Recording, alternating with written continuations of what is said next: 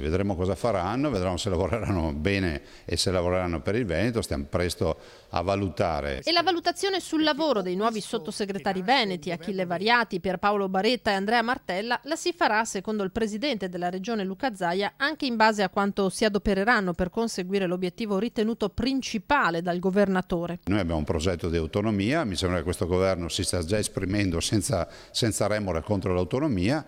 Non posso non ricordare che tutti e tre questi esponenti sono esponenti di un partito che ha impugnato la legge referendaria del Veneto, ci ha mandato in tribunale per non farci fare il referendum. Io non faccio processi di intenzione, non li faccio ai sottosegretari, non li faccio a boccia, non li faccio a nessuno.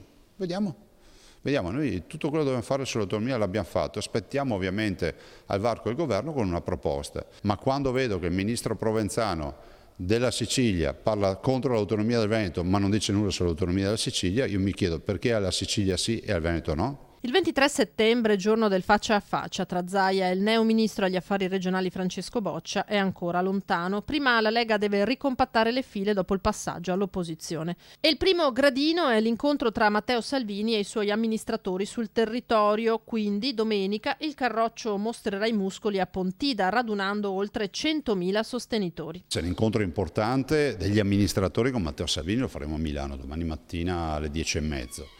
E ovviamente si parlerà di futuro, di progetti, si parlerà anche di autonomia e di progettualità della Lega, in attesa poi del grande giorno di domenica che sarà affollatissimo, non ci ha mai visti 100 pullman dal Veneto, mai viste tante richieste così. Ma da Pontida per la Lega partirà un nuovo corso? Da questa Pontida non è che l'obiettivo è quello di far nascere la Lega diversa, è quello di continuare con le nostre idee, che sono le idee del rigore, del rispetto, dell'etica, ovviamente della legalità e di tutto quello che rappresenta poi il tema di essere padroni a casa nostra. Chiedere l'autonomia non vuol dire essere secessionisti o aversela con qualcuno, ma vuol dire pensare all'efficienza e alle responsabilità.